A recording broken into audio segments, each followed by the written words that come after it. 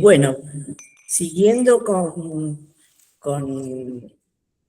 nuestra costumbre, digamos, de realizar seminarios de distintas profesiones, de distintos ámbitos formativos, con el objetivo de enriquecer la formación de los integrantes de la escuela, vamos a seguir hoy con el seminario de Javier Bauzá, que ya ha estado dictando oportunamente aquí entre nosotros, pero de manera presencial.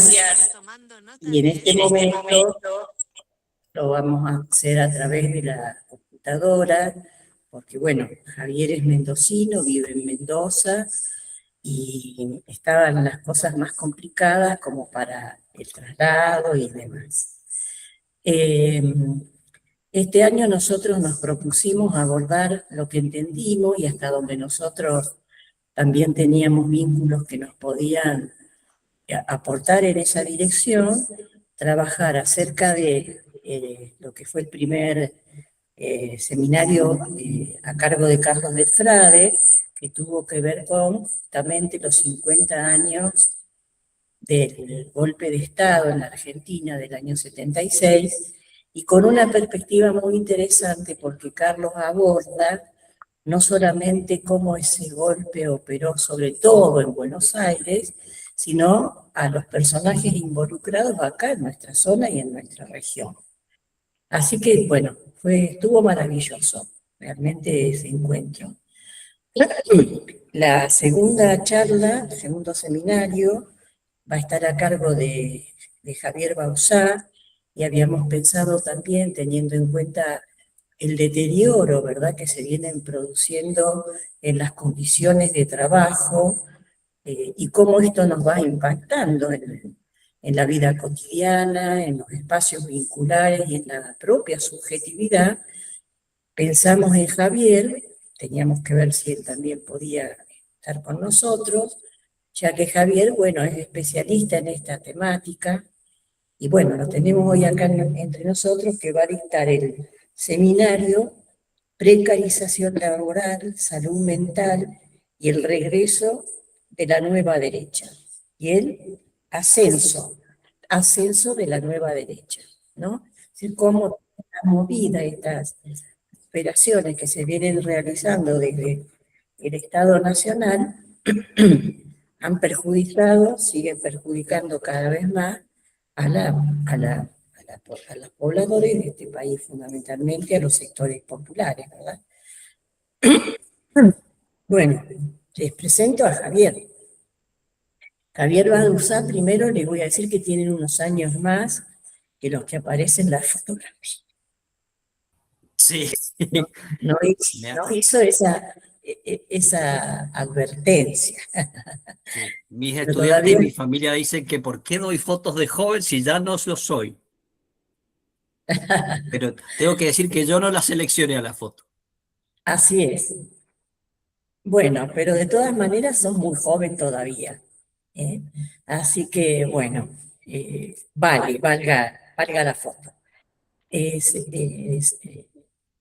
docente en la facultad, en la Universidad de Cuyo, en la Facultad de Ciencias Económicas, Javier. No, psicología. Ah, de Psicología. En ciencias políticas. De Ciencias Políticas. Es docente y también investigador en la Facultad de Ciencias Políticas. Integra el seminario, el sindicato de empleados de la universidad, de profesionales de la universidad. Es docente también de la Escuela Mendocina de Psicología Social. Bueno, y tantas otras cosas más que seguramente realizará a lo largo de su vida cotidiana, pero entiendo que son las más importantes, ¿verdad, Javi? ¿O vos querés agregar algo? No, con eso estamos recontra bien. Bueno, muy bien. Y con esa apoyatura formativa, él nos va a llevar por este camino de ir tratando de comprender cómo es esta relación entre el deterioro de las relaciones laborales, de los vínculos, del trabajo concretamente, en la vida cotidiana y en la subjetividad de nuestra población. Así que bueno, los dejo con Gabriel. Javier. Estoy mal, Javi, hoy. Bueno, No te hagas problema. bueno, y los voy a acompañar desde la sala con alumnos Ahí está. para estar allí con todo el grupete. Así que Muy bueno, bien. dicho esto, te dejo, ¿dónde se va? Ahora sí. Te dejo, Javi, el micrófono a vos. Dale, perfecto. Mucha suerte. Gracias. Bueno, buenas tardes, espero que anden bien.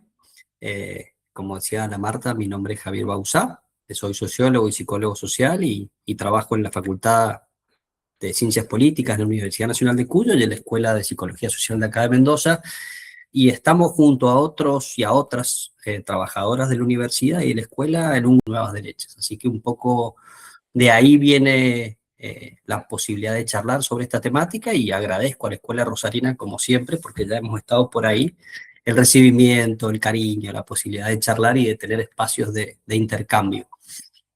Voy a ver si logro hacer la presentación con el PowerPoint y les pido que cuando quieran intervenir me frenen y charlamos. Yo tengo una exposición de unos 40 minutos, de una hora más o menos, depende de lo parlanchín que esté, pero intentaría que o en el medio o al final hagamos un espacio para debatir, para intercambiar, para que ustedes digan aportes, enojos, placeres, certezas o lo que se les dé la gana decir, para poder ir construyendo también esta temática que se va nutriendo. Cada vez que uno presenta alguna temática de investigación, si tiene la oreja bien abierta, la va agrandando, la va nutriendo, le va poniendo diferentes perspectivas. Así que por ahí sería la cosa. A ver si puedo proyectar.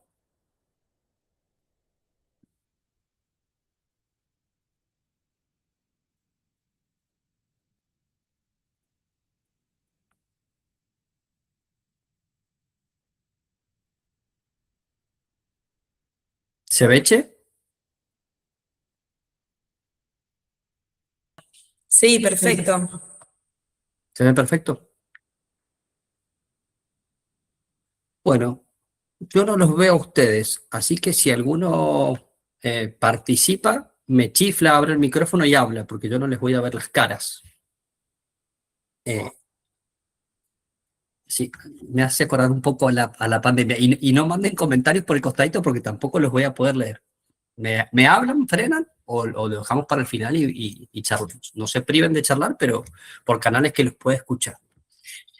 Bueno, el seminario que vamos a estar, en el que vamos a estar compartiendo estos días jueves y viernes de esta semana, desde las 7:30, tiene que ver con la temática precarización laboral, salud mental, bien digo, y ascenso de la nueva derecha, ¿no? Vamos a plantear una mirada desde la psicología social para poder comprender estas temáticas, y vamos a hablar un poco de la reconfiguración de la subjetividad, ¿no? En tremendos tiempos que nos tocan vivir, en tiempos de desamparo, le he puesto yo. Lo que vamos a charlar, un punteíto breve de lo que vamos a intentar desplegar hoy, en esta primera reunión, tiene que ver con las transformaciones del mundo del trabajo, muy breve, cómo son las características del capitalismo actual, ese capitalismo que algunos llaman cognitivo o de plataformas, la degradación de las condiciones de trabajo en la Argentina, y entonces vamos a hacer una pequeña escalerita de cómo se han ido degradando desgraciadamente las condiciones de trabajo, la estructura del mercado de trabajo hoy y un proceso que está pujando, que están haciendo ya, no solo pujando, que es la desformalización del trabajo. Vamos a poner como caso testigo el trabajo de plataformas, ¿no? El Uber, el Rappi, todas estas cosas, lo vamos a tomar como caso testigo y vamos a ver cómo el algoritmo se va transformando en el nuevo jefe, ¿no? En el medio vamos a hablar cómo ese capital extrae la ganancia y extrae una plusvalía absoluta y relativa, cómo se van produciendo en la salud mental de sus sujetos procesos de alienación, de construcción de falso self, como dice Winnicott, y cómo esto empalma con los núcleos centrales de un discurso de la nueva derecha. Lo de nuevo sería relativo. Algunas cosas, lo que nos gustan en los procesos sociales, sabemos que algunas cosas son nuevas y algunas permanecen, ¿no? La derecha no es nueva en la Argentina, ha tenido diferentes características. A veces, digo, desde Saavedra y Rivadavia para acá, ha tenido momentos más agresivos, con golpes de Estado, ¿no? Y hay momentos donde ha sido un partido político, y hay momentos donde hoy tiene un discurso muy agresivo y actuaciones y hechos concretos políticos también que van en detrimento de las grandes mayorías, pero tiene algunas características novedosas, ¿no? Esa nueva derecha, y algunas son tradicionales y atípicas. Quizá una de las más notables de las nuevas son lo popular. Y ahí dejo una pregunta, ¿no? Porque es una hipótesis también. La derecha en la Argentina nunca tenía un raigambre popular. Esta vez creo que lo ha conseguido, entonces podremos discutir también eso. Y lo último para esta reunión de hoy es estrategias de resistencia. En cualquier modo en el que nos organicemos las personas, sobre todo en los actuales, cuando aparece la opresión, aparece la resistencia. También tenemos que ver algún ejemplo de eso. En la reunión de mañana vamos a ir caminando más puntualmente en la reforma laboral, vamos a marcar 5 puntos centrales de esta reforma que ha impuesto Milei en febrero de este año. Vamos a trabajar con datos el malestar psicológico, con un informe de la UCA, de la Universidad Católica, que es buenísimo, en temas de depresión y en temas de ataques de pánico. Vamos a trabajar el concepto que ha descrito Ana de la situación de emergencia de salud mental, Ana Quiroga. Caminaremos pensando en cómo se producen la incertidumbre y el terror de inexistencia en esta época, cómo ese sufrimiento que parece privado se hace público y se politiza en esta época, como una estrategia para resolver ese miedo, como forma de fusión, ¿sí? Que describe Ana Quiroga también, con ese líder autoritario, como eso genera alivio en los sujetos. La desintegración, vamos a intentar describir la desintegración del tejido social, 2 puntitos de la descripción de la reforma laboral como una falacia técnica, porque no sostiene mucho análisis económico, y lo último, vamos a pensar en una salud colectiva, ¿no? Una salud mental colectiva que se construye con otros. Hasta ahí entonces el punteíto de lo que vamos a intentar charlar hoy y lo que vamos a ver mañana. Arrancamos hoy con las transformaciones del mundo del trabajo. Acá yo hago un punteíto breve, ustedes me frenan. En el capitalismo, desde la revolución industrial hasta acá, han habido diferentes formas de organizar la producción. El capital, en su lógica de acumulación, va organizando el trabajo de acuerdo a los avances tecnológicos y a su necesidad de acumulación. Entonces, podríamos decir que una de las primeras formas de organización del trabajo dentro de este sistema capitalista, luego de la revolución industrial, cuando ya la burguesía se sienta en el poder, y estamos hablando de fines del siglo XVIII, vamos a tener el taylorismo, ¿no? Ese taylorismo, esa forma ese modelo de organización de la producción y del trabajo, implica a Taylor, un ingeniero, con un relojito, calculando todos los movimientos de ese trabajador que estaba dentro de una fábrica, o trabajadora, ¿no? Como hay una división estricta entre el trabajo manual y ese capataz que con un megáfono o a través de un micrófono va arengando, va retando a los trabajadores para que aceleren su producción. Y ese cronómetro lo dispone para ver cómo ese trabajador tarda el menor tiempo posible en poder hacer una acción, ¿no? Pensemos que ya no hablamos de un trabajador artesano previo a esto, ¿no? Que produce desde el inicio hasta el final ese objeto, ¿no? Ahora, se parcializa la producción y entonces cada trabajador hace un solo movimiento para poder terminar más rápidamente ese producto, ¿sí? Tenemos que hablar o pensar que la relación laboral de este modelo plantea un empleo asalariado formal, del clásico, del obrero que tiene un salario y una jornada laboral de 8 o 10 horas, 8 sería lo lógico, y un control jerárquico establecido, ¿no? Hay un capataz afuera de mi cabeza, porque después se mete adentro, que me está ordenando los tiempos y me está puniendo, me está diciendo lo que está bien o está mal, me está diciendo cuándo tardo, me está diciendo cuándo falto, me está diciendo por qué estoy enfermo, ¿sí? Esa es la relación laboral. El impacto en la salud mental está ligado a la monotonía de ese mecanismo de trabajo, a la alienación, ¿no? Por las tareas repetitivas, por la falta de sentido. Ese trabajador no ve del inicio al fin el producto, sino solamente una parcialidad, y en algunos casos ligado a patologías como la neurosis, ¿no? Avanzado el tiempo, a principios del siglo XX, aparece el Fordismo, ¿no? Henry Ford. Cada uno de estos modelos tiene nombres, desgraciadamente, de personas que son dueños de fábricas, ¿no? Con el Fordismo, con Henry Ford, aparece la línea de montaje, ¿sí? Esa línea característica de, si han visto Tiempos Modernos, de Charles Chaplin, donde pasa la línea de montaje con el producto y el trabajador tiene que poner las tuercas uno, desajustar otro, poner o ensamblar otro. Entonces, lo que plantea Ford es que el obrero no tiene que moverse del lugar, las piezas tienen que ir girando y armando ese auto, ese Forte. Y el obrero, dice Henry Ford, tiene que ser igual que un simio, tiene que ejecutar tareas muy sencillas, repetitivas y automáticas al calor de una agilidad y un ritmo que no impone el propio trabajador, porque esa línea de montaje automatizada acelera el proceso productivo, ¿no? Cada uno de estos avances tecnológicos está al servicio de acelerar la producción y complicar la vida de los trabajadores, diríamos. Este es un modelo clásico. Si pensamos en el trabajo clásico en abstracto en este sistema capitalista, pensamos en el Fordismo, que decimos que empieza a principios del siglo XX, el 10, el 20, 10, 20, digo, 1910, 1920.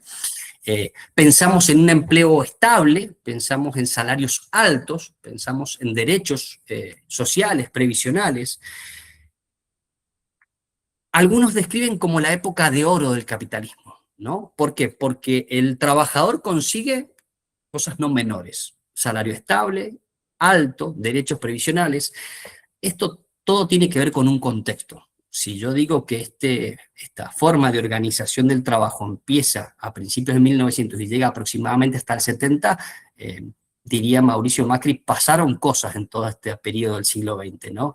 ¿Qué les diría? Que pasó una Primera y Segunda Guerra Mundial, que pasó la crisis del 29 y que pasó fundamentalmente la Revolución Rusa. Y algunos se preguntarán, ¿por qué estaré diciendo esto? Porque es imposible pensar en la relación laboral del trabajo, ¿no? En donde el capital concede salarios altos, derechos previsionales, ¿sí? Derechos laborales, sin entender que tiene en las sombras el socialismo como otro faro posible. La destrucción de la población y de la industria a través de la Primera y la Segunda Guerra.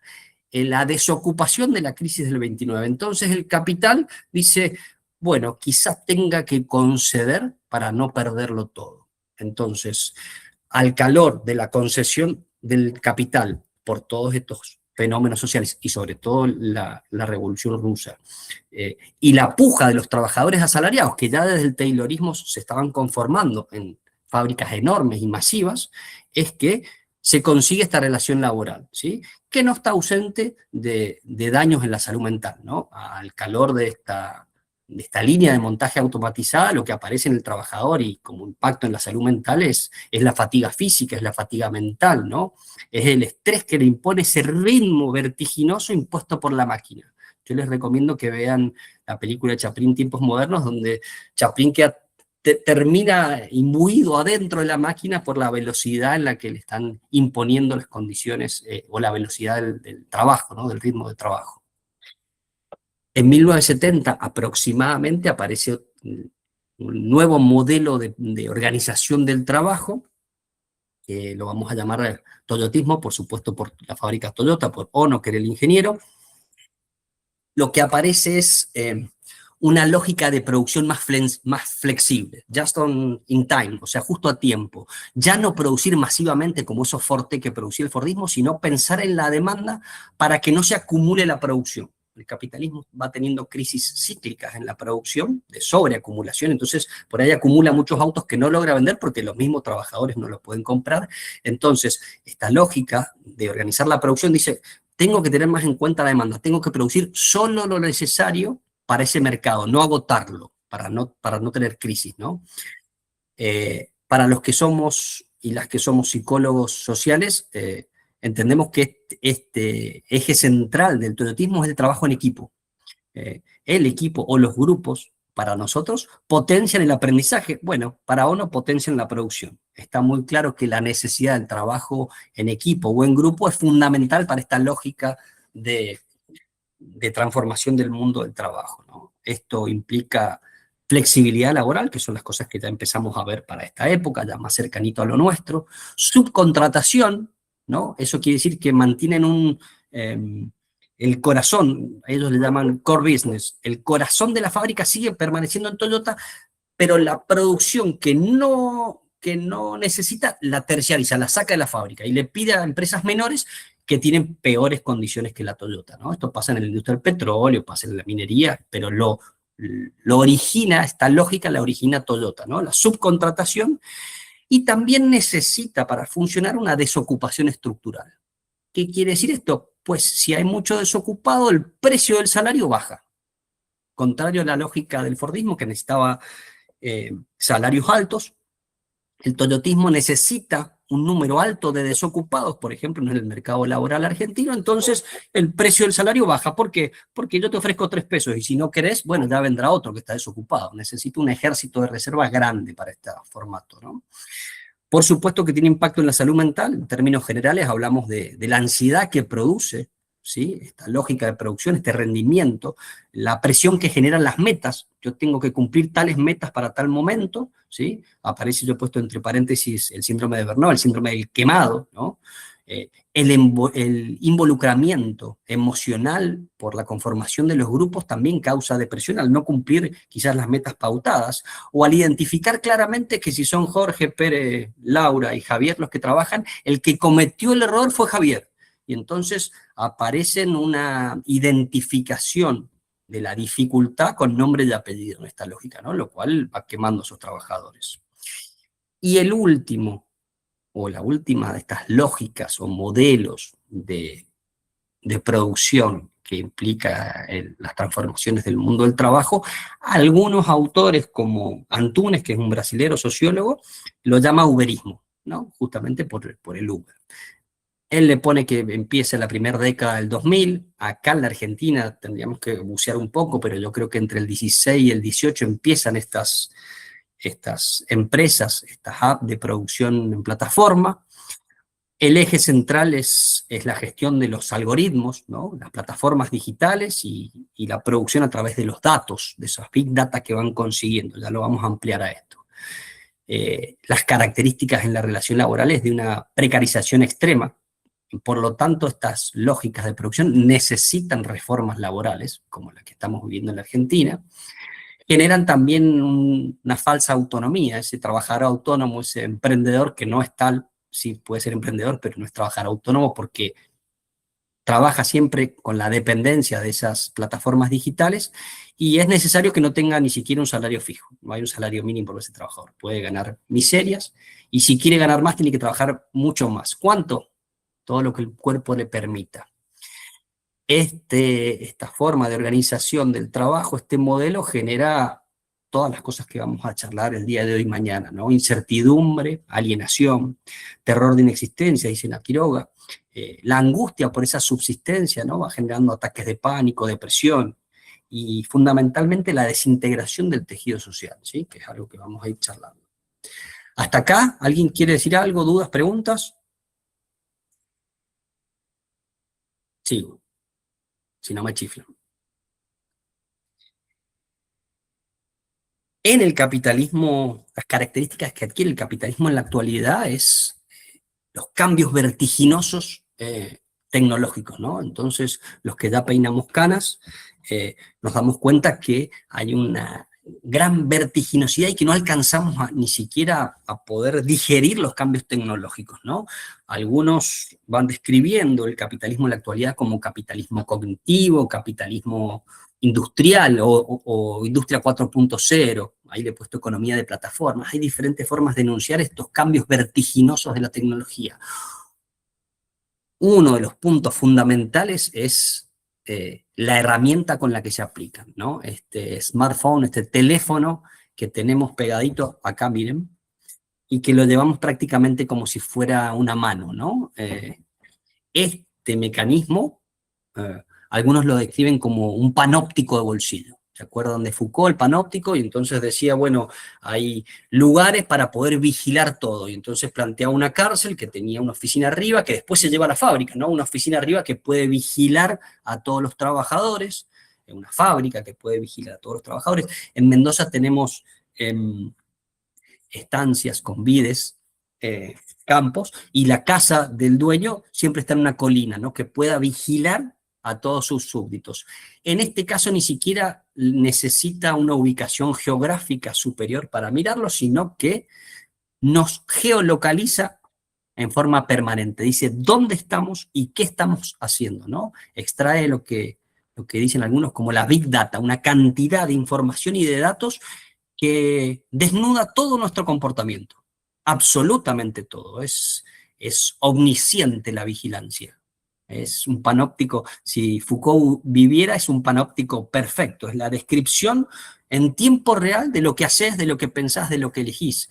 Y desgraciadamente se lleva a todos los ámbitos de la vida cotidiana, no solo el trabajo, ¿no? En nuestro tiempo libre, nuestras actividades también están permeadas por esta Big Data, por este control absoluto, porque yo me quiero ir a comer un asado con mis amigos y pago la carne con Mercado Libre, y si voy a un club o a un club de barrio tengo que seleccionar el horario para poder ir, y si tengo que, ¿no? Cualquier cosa, y si quiero viajar tengo la app para viajar en el colectivo. Cualquier actividad de mi vida cotidiana está permeada por esta vigilancia omnisciente que implica ese panóptico de bolsillo, ¿no? Mercantiliza toda nuestra vida cotidiana y a su vez cuando habla del trabajo acelera el motor económico porque sabe milimétricamente lo que estamos haciendo. Si nos vamos al cuento de Hansel y Gretel, la posibilidad de pensar esa Big Data son las miguitas que van dejando para que los sigan. Hansel y Gretel querían que los encuentren, nosotros generalmente no queremos, pero vamos dejando microdatos de todo lo que hacemos en el trabajo y en nuestra vida cotidiana, ¿no? Entonces aparece una vigilancia total de lo que hacemos. Esta descripción de las condiciones de trabajo, de los diferentes modelos de organización del trabajo, la descripción del capitalismo en la actualidad, no se puede abstraer de las condiciones estructurales de trabajo que se han ido degradando en nuestro país las últimas 5 décadas. Pondría una bisagra y un punto de quiebre flexible en ese desgraciado momento en 1976 de la dictadura militar como un punto de inflexión, ¿no? Es el inicio de la degradación estructural y del quiebre de ese modelo de bienestar que planteaba el fordismo, de esos salarios altos, de salarios indirectos como la previsión social, de la jubilación, de la pensión. Eso empieza a quebrarse allá, ¿no? Acá yo traía un artículo del Clarín que dice al costadito ejercicio antisubversivo de la Fuerza Aérea, y ahí cito nomás lo primero que hace el golpe militar es definir la política laboral, ¿no? Empieza un proceso de degradación estructural de nuestras condiciones de trabajo que requiere como punto fundamental y necesario la disciplina social. Y esto es triste decirlo, pero tiene una lógica estructural. Secuestros, torturas y desapariciones son parte de un plan estratégico de disciplinamiento social en la Argentina. Frente a un movimiento obrero organizado, quizá uno de los más organizados de América Latina, en aquel momento los diarios decían, el movimiento obrero es la hidra de las 1000 cabezas. Vos cooptás o corrompés a una cabecilla de un sindicato y después tiene muchas cabezas esa hidra. Aparecen 5 delegados de base, ¿no? Entonces, el capital requería el disciplinamiento social de ese movimiento obrero organizado, callarlo y paralizarlo para poder implementar un cambio económico, un cambio en la lógica industrial, desindustrializar el país, privatizar empresas, la apertura económica. Entonces, necesita primero este pasaje de disciplinamiento violento de nuestra sociedad para que después, en los años 90, se produzca lo que pensaban ya en el 76, ¿no? Con el menemismo se produce una aceleración de este proceso de precarización del trabajo. De vuelta, los que peinen canas se acordarán que en el 2000 estuvo la ley Banelco, le dijimos en aquella época, ¿no? Tristemente célebre, porque en realidad Banelco era porque compraban los votos para que salga la ley de reforma laboral, en la época de la Rúa, que continuó las políticas económicas de Menem y las ideas del año 76. Entonces ya hay una primera impronta en el 76, hay una aceleración en los años 90 con esa ley Banelco de la reforma laboral y la precarización. Otro de los escaloncitos de esa triste escalera es el gobierno de Macri, ¿no? Con la fuga de capitales y con el deterioro fundamental del salario real. Y ponemos en el último escaloncito la ley de reforma laboral del año 26, o sea, de este año, de febrero. ¿Qué implica? Lo vamos a ver mañana, pero la precarización extrema, la extensión de la jornada laboral, el fin de las negociaciones colectivas, el fin del derecho a huelga, con algunos aspectos, ¿no? Y el fin de las indemnizaciones y despidos. Para ser totalmente justo, a pesar de marcar estos escaloncitos como hitos, como puntos, ninguno de los gobiernos del 90 para acá, o sea, de los democráticos, logró romper un piso de 30% de no registración. O sea que ninguno de los gobiernos logró remontar las condiciones de trabajo de la clase trabajadora, de la clase obrera, ¿no? Por supuesto, algunos mucho peor que otros, ¿no? Pero es justo también decir que hay un piso de no registración de los 90 para acá, o sea, 30 años de personas con condiciones precarias de trabajo. Y hoy, desgraciadamente, según los datos del Instituto Nacional de Estadísticas y Censos, del INDEC, estamos en un piso de no registración del 43%. Casi la mitad de la población argentina no tiene registración, ¿no? Y acá tomo algunos datos para poder ver la estructura del mercado de trabajo en la Argentina. Hay un grupo de estudios sobre movilidad y desigualdad de la UBA, de las Facultades Sociales, que ha hecho un informe muy interesante y que plantea que se está produciendo en la estructura ocupacional un proceso de desformalización progresiva y sostenida, dice. ¿Qué será esto? Bueno, a los datos me remito. Hay un cuadrito que estoy mostrando ahí que muestra los trabajos que se han, los despidos o los trabajos que se han eliminado, ¿sí? Desde el tercer trimestre del 23, o sea, casi la asunción de Milei, hasta el tercer trimestre del 25, y si ven la columna grande roja, los que se han perdido son 250.000 trabajos de asalariados formales, más 51.000 de asalariados informales. Y se han creado, al mismo tiempo, 288.000 cuentapropistas de baja calificación.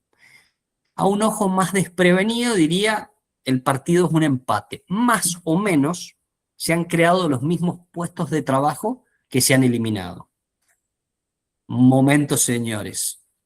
Esos trabajos que se han creado son la mayoría cuentapropistas de baja calificación. Lo que ha pasado es una metamorfosis regresiva, una transformación regresiva de nuestras condiciones de trabajo.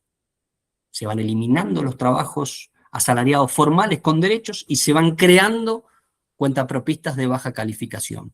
9 de cada 10 puestos generados son precarios,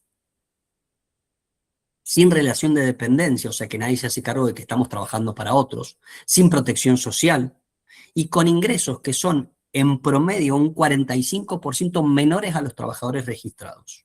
Entonces, recobro la hipótesis de este grupo de trabajo. Se está produciendo una desformalización, ¿sí? Están eliminando el trabajo formal para hacer que lo informal sea la regla, no la excepción. Acá, en este informe han puesto 5 puntos que para mí son claves, ¿no? El auge del cuentapropismo de subsistencia. El cuentapropismo es el que trabaja a cuenta propia, que no tiene jefe, que tiene una lógica si uno es, qué sé yo, un arquitecto, un médico, algún profesional que de verdad trabaja por cuenta propia, pero que tiene cero lógica cuando uno es un repartidor de bicicleta o uno es un mantero que trabaja vendiendo cosas en la calle. Es bastante mentiroso, ¿no? Entonces, una de las características de este proceso de desformalización es que ese cuentapropismo de subsistencia ya no es una excepción, sino más bien es la regla, ¿no? La segunda característica es que hay una crisis de los ingresos en los ocupados. El 63% de estos trabajadores gana hasta 1 millón de pesos mensuales, ¿no? Y eso implicaría que más del 70% de estos trabajadores o de estos nuevos empleos no cubre la canasta básica total. ¿Qué quiere decir? Que son pobres. De vuelta lo mismo con la comparación. Quienes se acuerdan de los 90, la pobreza estaba directamente ligada con la desocupación. El que era pobre era porque era desocupado. Hoy, los pobres somos los ocupados, ¿sí? A pesar de nuestro pluriempleo, a pesar de trabajar en 3 lugares al mismo tiempo, la precarización del trabajo es tal que ni siquiera teniendo varios empleos podemos salir de la pobreza, ¿no? El tercer punto que marca este informe es el deterioro que sufren los jóvenes, ¿no? Y entonces los jóvenes concentran la mitad del desempleo y registran una tasa de informalidad de las más altas de la historia. Y el último puntito, no nos vamos a detener mucho en eso, es una simetría sectorial, ¿no? Este modelo que presenta nuestro presidente dice que hay ramas muy dinámicas, supónganse que es un creador de software, y son muy dinámicas y ganan mucho, y ganan en dólares. Bueno, pero esas ramas dinámicas son el 3% de la población ocupada. Y por el contrario, destruye empleos de sectores que concentran el 40% de la fuerza de trabajo, ¿no? Entonces, es absolutamente regresiva esta transformación de las condiciones de trabajo. Hay una gran pérdida de derechos laborales, como estamos describiendo, que no solo afecta al presente. Y acá hay una gran tristeza. Afecta la sostenibilidad del futuro del sistema previsional. Yo, como les decía anteriormente, trabajo en la Universidad Nacional de Cuyo. Llevo 23 años trabajando. Porque soy trabajador, porque he sido trabajador durante 23 años, mis compañeros más grandes se han podido ir jubilando. Pero en las condiciones en las que yo voy a seguir trabajando, probablemente las jubilaciones estén en un riesgo enorme. Yo no sé si me voy a jubilar, ¿no? A pesar de hoy tener un trabajo estable. Entonces, estas condiciones de precarización no solamente nos complican el presente, sino que hipotecan el futuro, ¿no?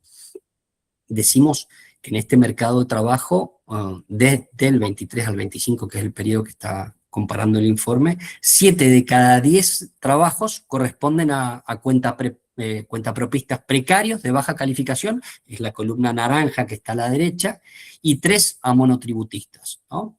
Entonces, podemos decir que el mercado de trabajo en la Argentina, en este mercado de trabajo, cobran gran relevancia estas plataformas que hemos descrito en el capitalismo actual, plataformas como Pedidos Ya, como Rappi, como Globo, que son las que vamos a tomar como caso testigo para discutir las condiciones de trabajo y de salud mental y el ascenso de la derecha. Lo vamos a tomar como si fuera un caso testigo para describir, ¿no? ¿Qué características tiene este trabajo en plataformas? Empezaría de abajo para arriba en este cuadrito que yo puse. Es muy fácil el ingreso.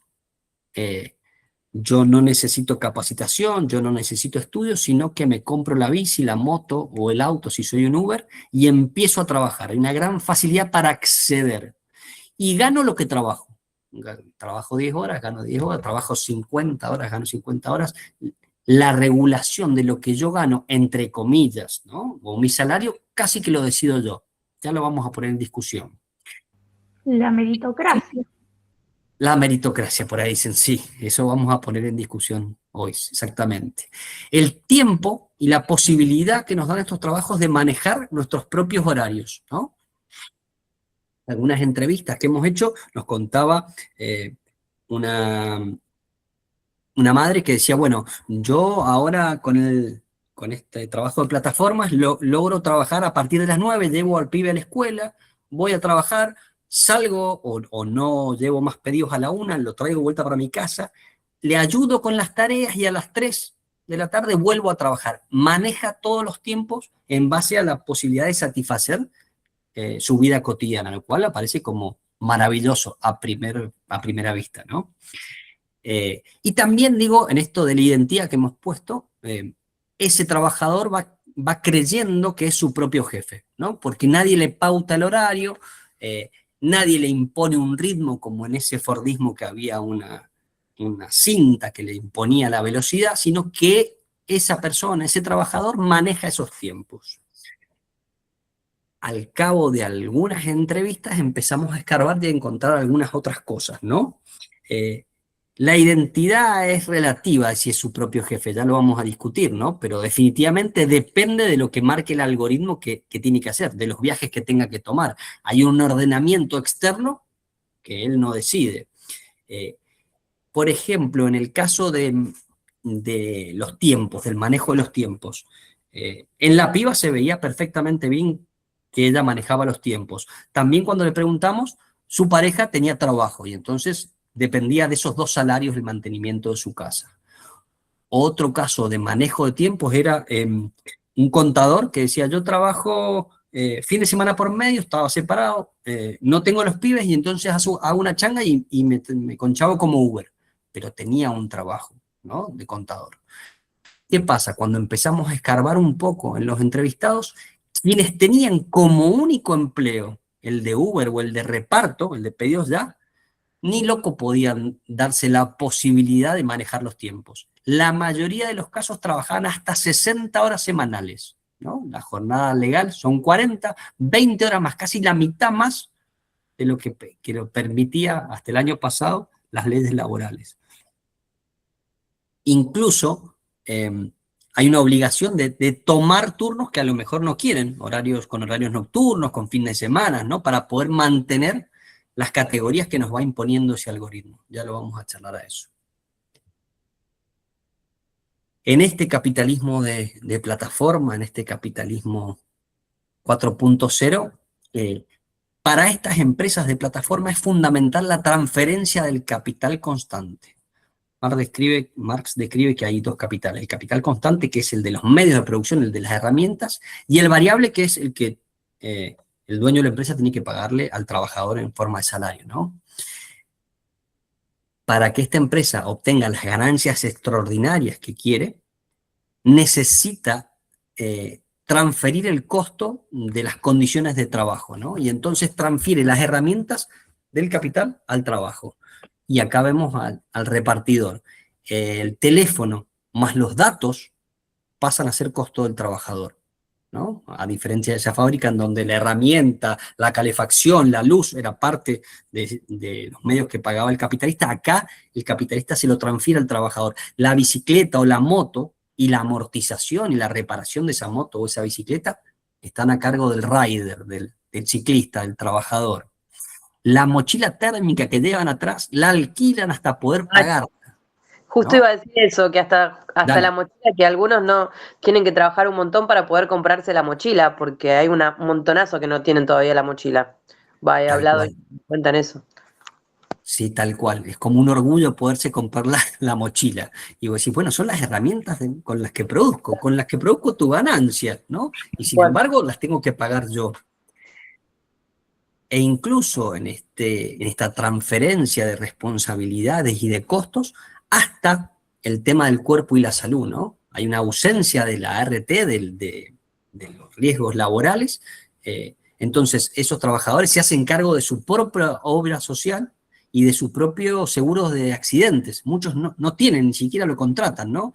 Y todos vemos cuando andamos por la calle la velocidad de estos trabajadores, la velocidad más allá de la imprudencia, ¿no? La velocidad que imprime la lógica de acumulación del capital para que ellos tengan que pedalear o acelerar las motos cada vez más rápido para conseguir 3 pedidos más para que en el final de la jornada tenga esos 4 pesos más, ¿no? Y si tienen Lo que un implica- accidente, perdón, si tienen Sí. un accidente, la prioridad es que el pedido llegue a tiempo. A la patronal, o sea, al dueño de la app, no le interesa en absoluto el accidente del trabajador. Se desresponsabiliza, transfiere la responsabilidad a ese que es un monotributista. Él trabaja por cuenta propia. Lo que desaparece engañosamente es la relación de dependencia, como si ese sujeto trabajara para sí mismo, ¿no? Claro, ni hablar también de la problemática de la obra social y el monotributo, que Sí. no te aceptan en ningún lado el monotributo y muchos no tienen esa obra social, o sea, terminan en lo que es la salud pública, con lo desbordada que está hoy en día, con esta problemática de la precarización laboral, y bueno, se precariza aún más todo. Sí, sí, todo, tal cual lo que estás diciendo. La precarización laboral se lleva a los demás ámbitos de la vida cotidiana, ¿no? Decimos que el resultado es un empleador que cubre apenas lo indispensable para la subsistencia de ese trabajador, apenas cubrís lo que necesitas como trabajador para comer y después el empleador se apropia del resto, ¿no? En forma gratuita, en concepto de valor extra que genera el trabajador, de plusvalor. Entonces, planteamos que el algoritmo en esta lógica es el nuevo jefe. Viviana, ¿vos querías decir algo? No, había una chica con la mano levantada. Yo y no lo ahora estoy viendo, justo se te veo a vos arrepintió. nomás. Jessica, no sé, ¿alguien había levantado la mano recién? Sí, yo, Jessica. Sí.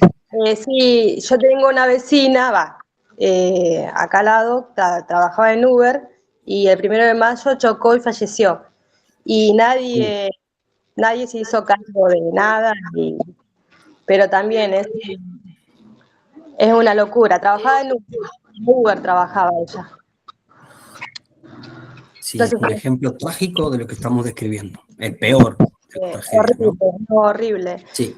Y los chicos, tengo un nene de 18 años, 19, no consigue trabajo, y él se quiere comprar una moto, y es como que no, prefiero que se quede acá en casa y que, no sé, resguardarlo, porque no, es una Sí, locura. es una locura el formato y cada vez más se plantea como la descripción que acabo de hacer yo del mercado laboral, que esas van a ser las nuevas formas de trabajo y que los que tenemos la suerte de tener un trabajo estable, con derechos, cada vez lo vamos a ir perdiendo para poder transformarnos y empezar a hurgar en ese otro mercado de trabajo, ¿no?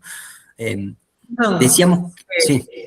una acotación. Si este va a ser el futuro mercado laboral, hay una contradicción, porque yo pienso, si cada vez el poder adquisitivo baja y el poder de consumo disminuye o está sectorizado a un grupo cada vez más estrecho de personas, ¿hasta cuándo van a rendir estas aplicaciones?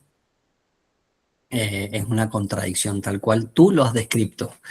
Cuando vos ves, uno de los creadores de Rappi dice que lo plantea como una bonita oportunidad, lo dice así porque es colombiano, dice que una bonita oportunidad de esos trabajadores que tienen poco tiempo, pero un poco mejor ingreso, es maravilloso que puedan pagarle a otro que tiene gran cantidad de tiempo y bajos ingresos para que pueda pedalear y traerle la pizza, como si fuera una maravilla, ¿no? Es esa brecha entre la clase media que puede ponerse a ver Netflix y pedir la pizza el fin de semana para que otro con mucho menores ingresos tenga que pedalear con lluvia, con nieve, con no sé qué, quizás en algún momento llega a un límite de juntarse, ¿no? Que está pasando en algún sentido en la cantidad de Uberes que hay, en la cantidad de repartidores que hay. Sí. O sea que por ahí la Bibi tiene razón, ¿no? Más oferta que demanda. Bueno, ahí veremos, de acuerdo a cuánto se complique la condición. En nuestro país hay una clase media bastante grande, que es buenísimo. En otros países la clase alta nomás tiene estos privilegios, ¿no? En países mucho más polarizados. Profesor, Decía, ¿le sí, puedo hacer una pregunta? Yo tengo a mi hermana, bueno, es un país estable, un país ya estable es suficiente.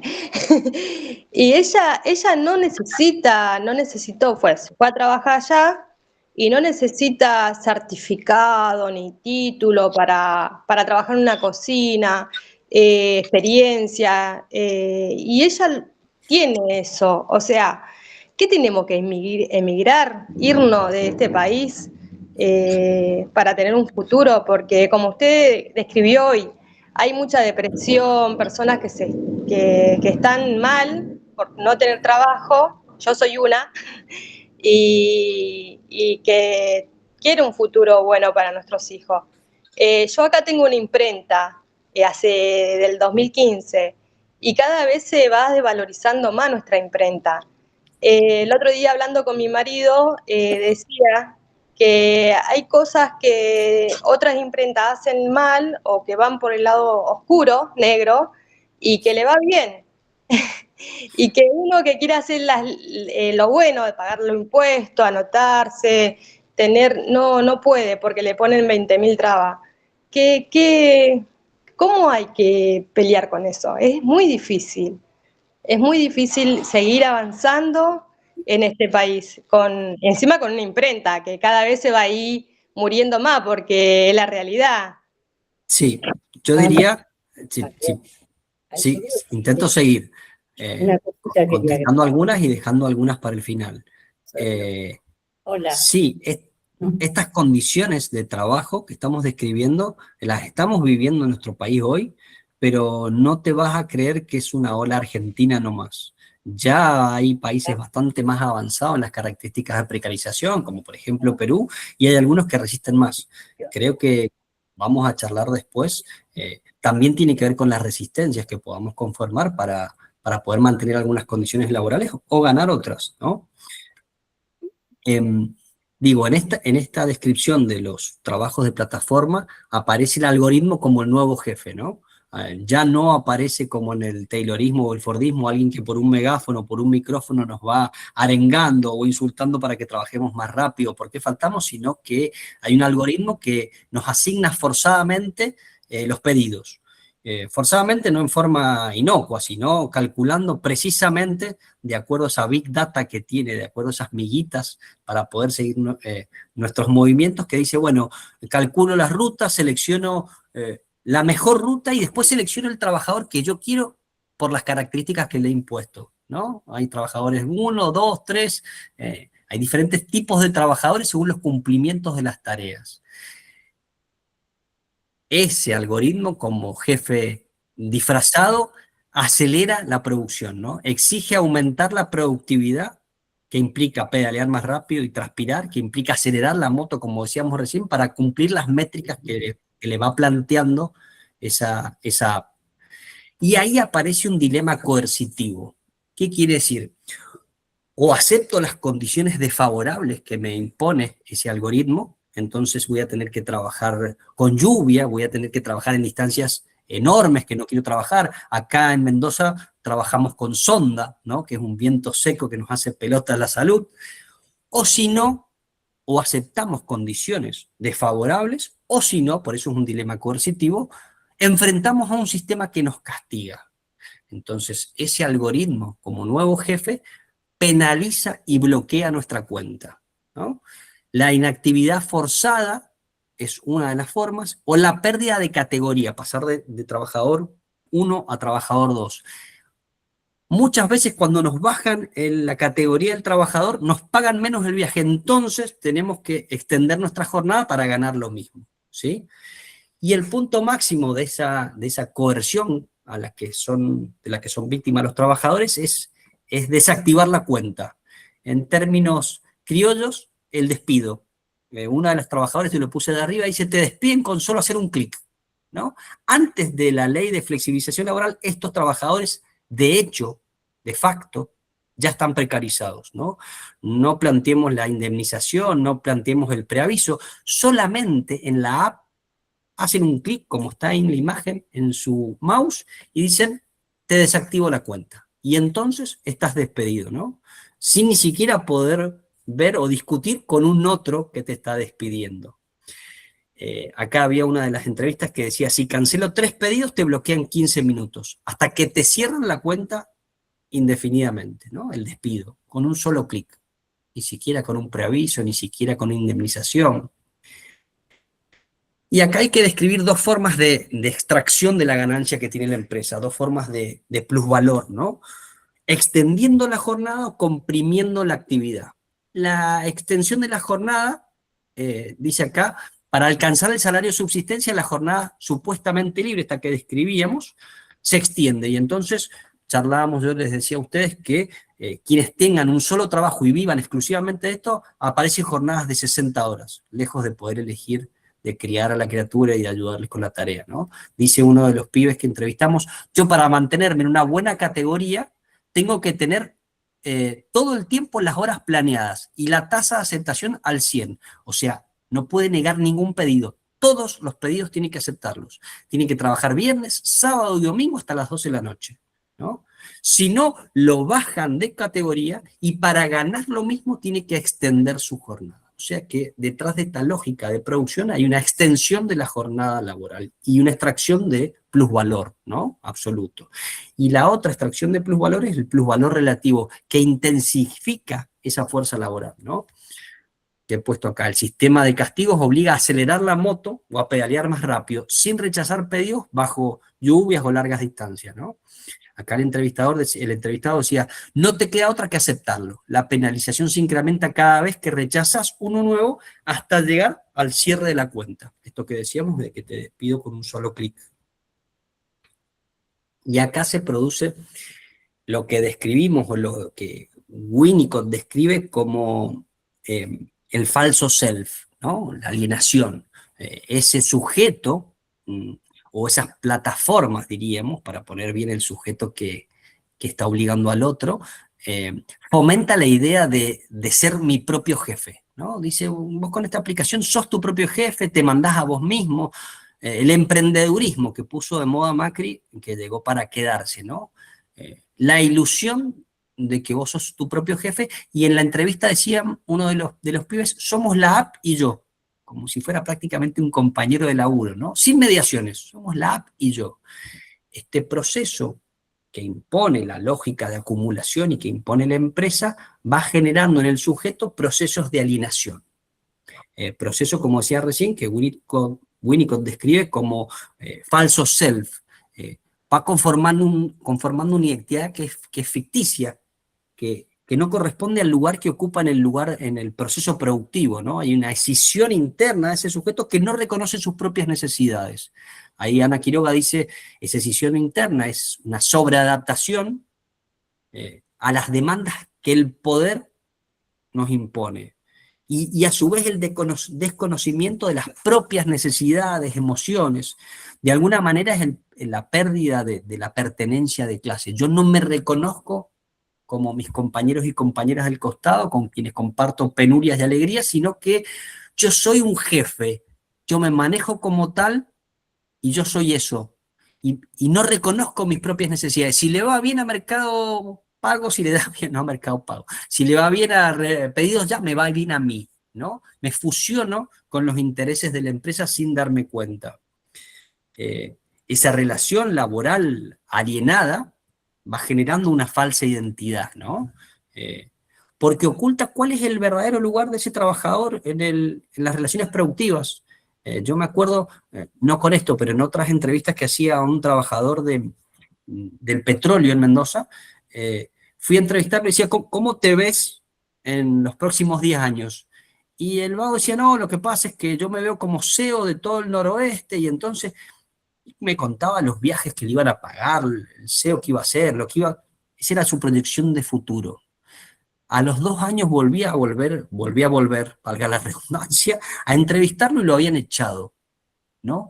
Ese trabajador estaba convencido de lo importante que era para la empresa. Estaba alienado creyendo que los intereses de esa empresa eran los mismos que él. Estaba fusionado con ese otro, ¿no? Entonces es un proceso complejo.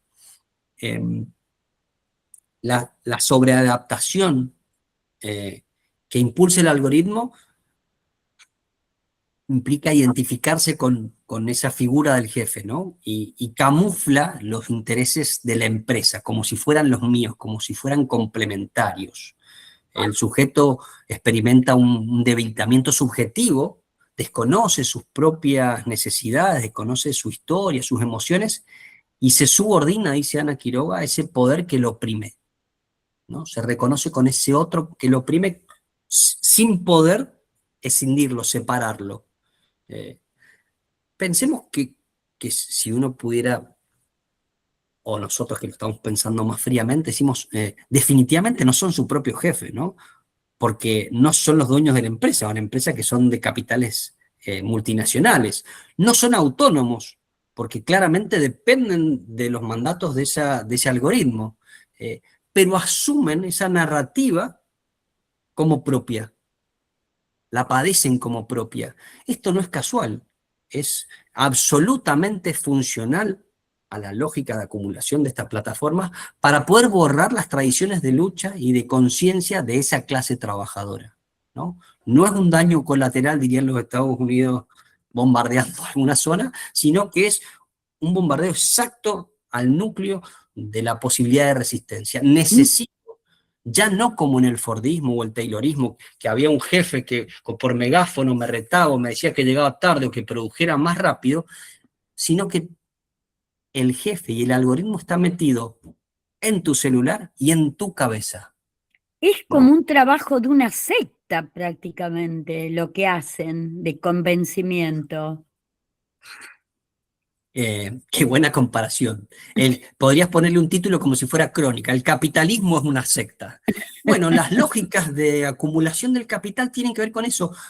Cada vez tienen que ser más sutiles en el mecanismo de dominación. Si vos pensás en la historia de la humanidad, en el esclavismo necesitaban un látigo para reventar al esclavo para que produzca para el amo. En el feudalismo le decían que la religión y que no iban a ir al cielo y se iban a ir al infierno si no trabajaban para el señor feudal. Y en el capitalismo la coacción, la forma de obligación de una clase para otra, es económica, es el salario. Pero no es solamente el salario. El capitalismo, a medida que va avanzando y va cambiando su lógica, va siendo cada vez más sutil en la dominación. Ya no solo es con el salario, sino es la lógica de producción y la lógica de obligación. Necesito meterme en las venas, necesito meterme como si fueran las nervaduras de la hoja, en la vida cotidiana de los sujetos. Y esto es una herramienta fundamental para poder hacerlo. ¿Sí? Voy con 2 o 3 placas finales. El individualismo antisindical como núcleo de esta nueva derecha empieza a cuajar, mete una cuña en esta forma de pensar de los trabajadores y trabajadoras precarias. Empiezan a ver al gremio o la posibilidad de asociación entre trabajadores como una amenaza, ¿no? Marco alguno entrevistado que dice, hay proyectos que nos quieren sindicalizar, pero no queremos. El compañero que trabaja 12 horas no podría trabajar porque para la ley no está bien. Y yo necesito tener un pluriempleo, necesito trabajar las horas que yo quiera para poder, como estrategia individual, sobrevivir. Lo que no está viendo es que es una estrategia individual y que el costo es su propia salud. Pero entonces, bajo esa estrategia, comprenden que cualquier solución colectiva, o sindical en este caso, es una amenaza a su estrategia individual de sobrevivencia, ¿no? Hay una erosión de la solidaridad, ¿no? Entonces el discurso de la app y la soledad en la que trabajan, porque es verdad que uno va solo y pedalea y vuelve, y no se junta con otros compañeros y compañeras para preguntar su salario, lo que ganó, sus tristezas, lo que pedaleó. Es un trabajo muy solitario el de los repartidores. Más el discurso que implica esta app, y ni hablar de los medios de comunicación hegemónicos, impide la construcción de esa pertenencia a un sector social, a una clase como trabajador, ¿no? La regulación, como acabamos de describir, aparece como un obstáculo a ese trabajador alienado que se fuerza a tener un pluriempleo y que percibe cualquier limitación de su jornada como una amenaza a su estrategia individual de supervivencia. De alguna manera esto es un pequeño gran triunfo del capital, ¿no? Esta fragmentación crea un ambiente propicio para el avance de los discursos de la nueva derecha antisindical. Decimos que siembra la posibilidad y las condiciones materiales para la propagación de un discurso. Entonces, empalma las condiciones de estos trabajadores precarios con los núcleos centrales de la nueva derecha. Hay un sociólogo y antropólogo que se llama Pablo Semán, que habla de las juventudes mejoristas y los derechos que empobrecen. Les leo un pedacito del texto. Dice, para las juventudes mejoristas, la actitud pragmática orientada a la superación personal mediante el esfuerzo individual impugna los llamados derechos que empobrecen. Desde esta perspectiva, la regulación laboral de los sindicatos, por ejemplo, es percibida como un obstáculo para el ingreso al mercado o una restricción a la libertad de autogestión del tiempo. De forma más compleja estaba diciendo lo que yo intentaba explicar recién, ¿no?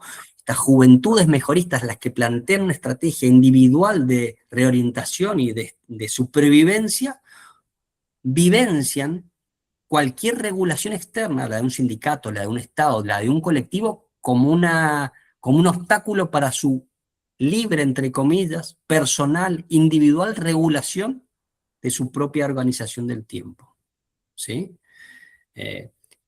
Entre comillas, jamás se pelean, jamás se piensan mejorando las condiciones de trabajo, sino armando estrategias autogestivas, ¿no? Toda esta lógica implica que el trabajador se autopercibe como su propia empresa, trabaja con sus propios tiempos, se perfecciona en lo que quiere. Hay toda una lógica y paradigma de descripción de estas juventudes mejoristas. Yo lo complemento con lo que plantea nuestro maestro Pichón Rivière sobre la posibilidad del proyecto, ¿no? Se pierde esa idea pichoniana de proyecto colectivo, de proyecto como sostén interno que otorga sentido a lo que estamos viviendo, a nuestro pasado y los que lucharon por nuestras condiciones y a nuestro futuro.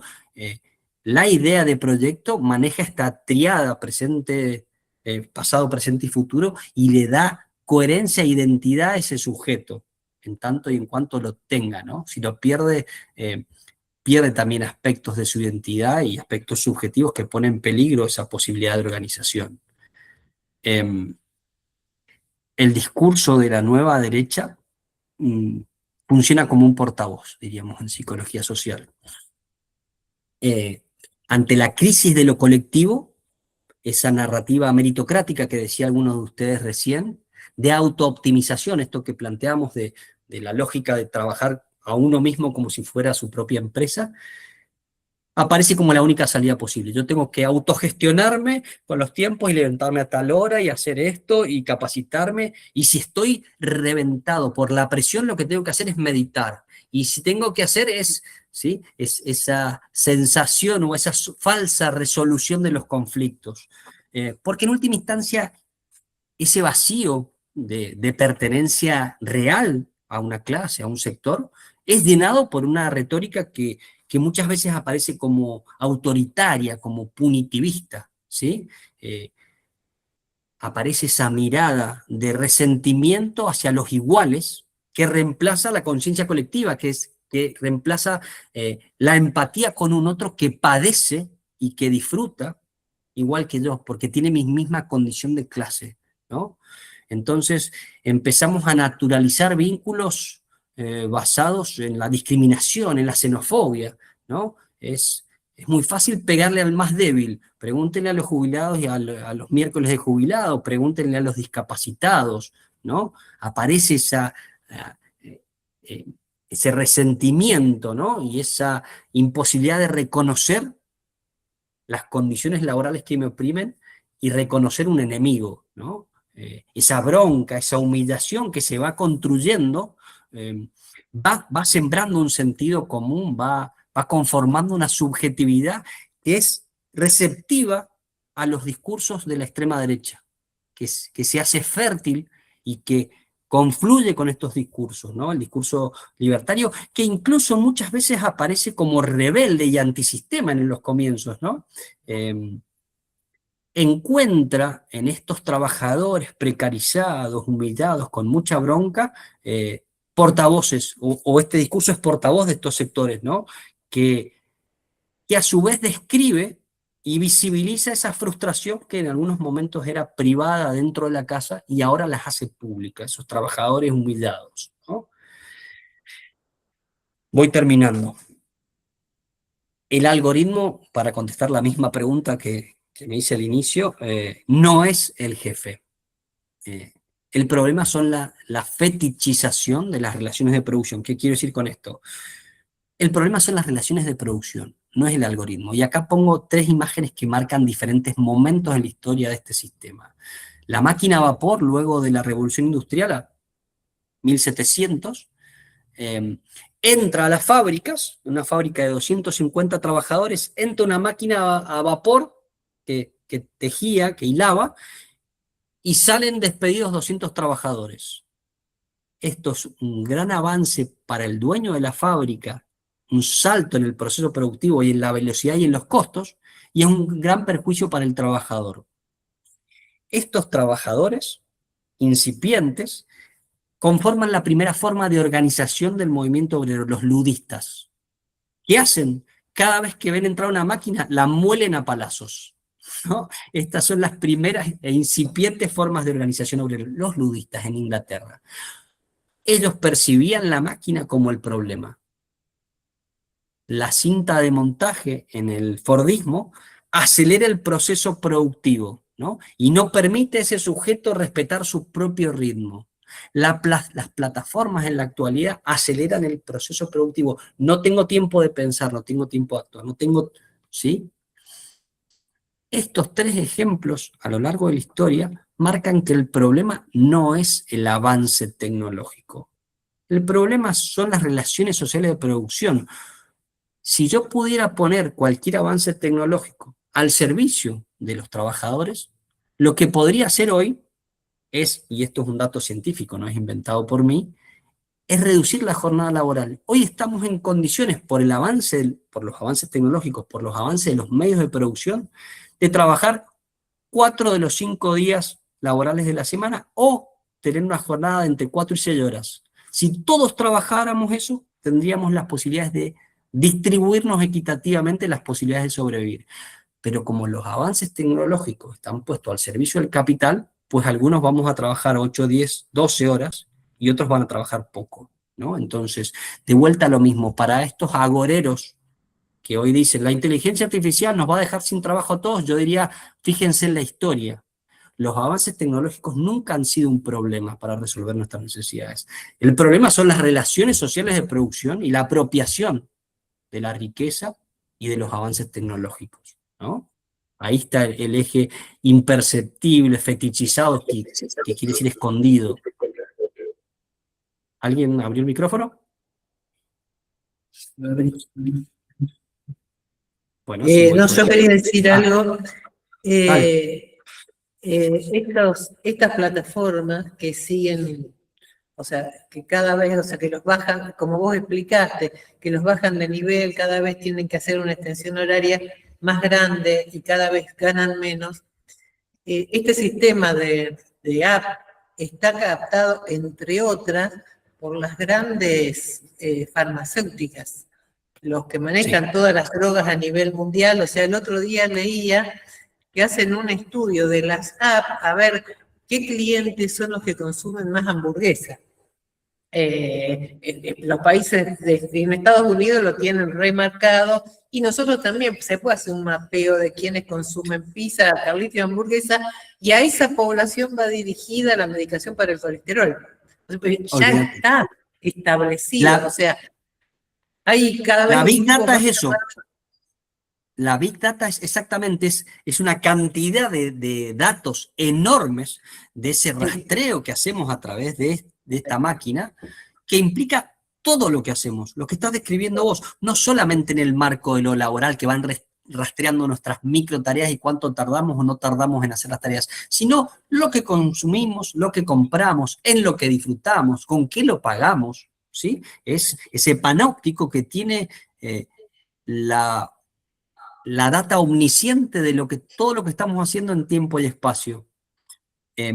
Yo termino con lo último y abrimos de nuevo. Insisto en esta idea. Esta lógica de acumulación del capital busca como punto fundamental borrar la identidad de los trabajadores y trabajadoras asalariados y de toda la historia de nuestras luchas, de cómo hemos conseguido los derechos que hasta hace poco disfrutamos, ¿no? Hay una fragmentación subjetiva que desintegra los lazos sociales, lo vamos a charlar un poco mañana, pero que va dañando nuestra salud mental, ¿no? Y que propone o propicia un camino de aceptación frente a estos núcleos ideológicos de la nueva derecha.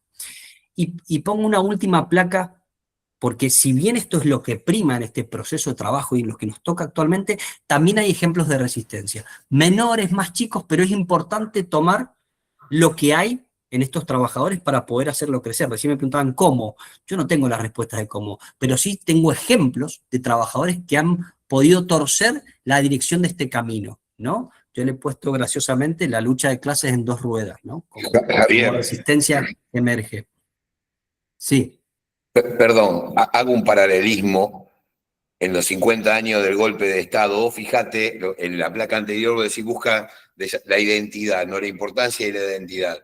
En el golpe se desaparecieron 30.000 compañeros y compañeras que tenían una identidad y tenían un proyecto de país,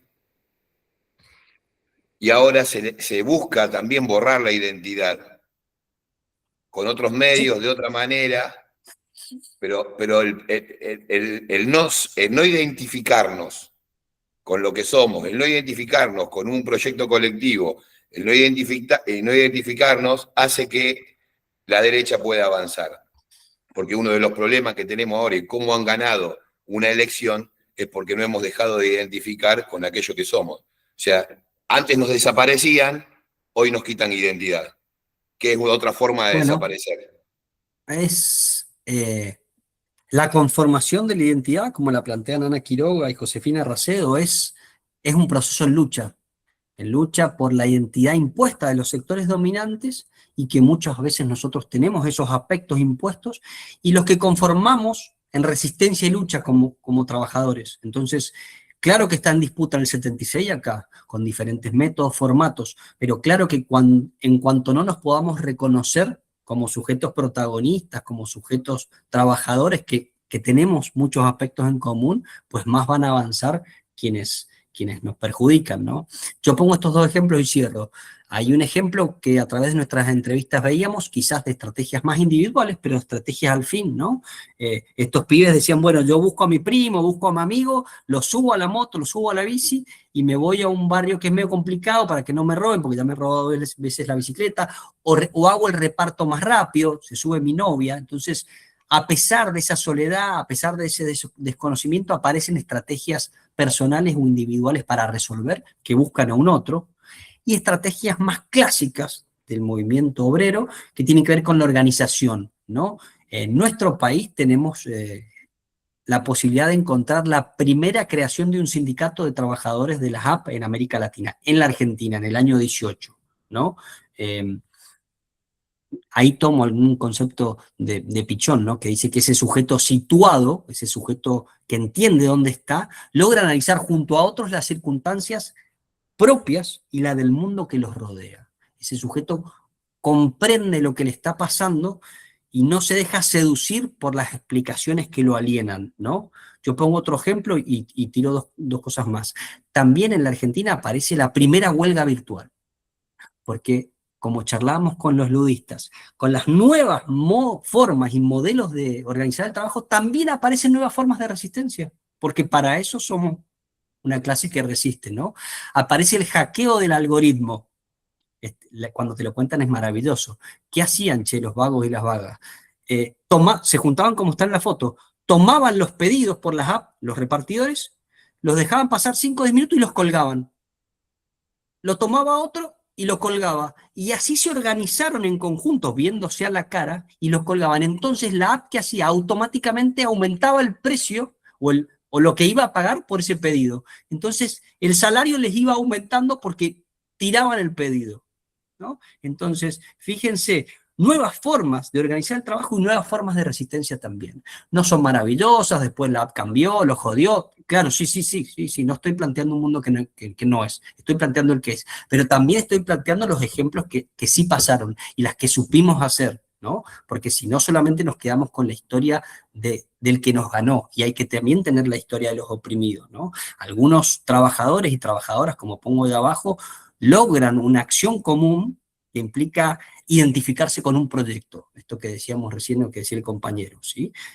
Esos sujetos que logran tener un proyecto común, que logran hacer un insight, comienzan a separarse de esa identificación con los intereses del capital o de la empresa, ¿no? Rompen ese engaño de fusión con los intereses que lo oprimen, ¿no? Como ese síndrome de Estocolmo, ¿no? De enamorarse de los intereses o de la cabeza de aquel otro que lo oprime. Yo llegaría hasta acá con la exposición, comento un poco de la bibliografía y abrimos, no sé, las organizadores, como ahora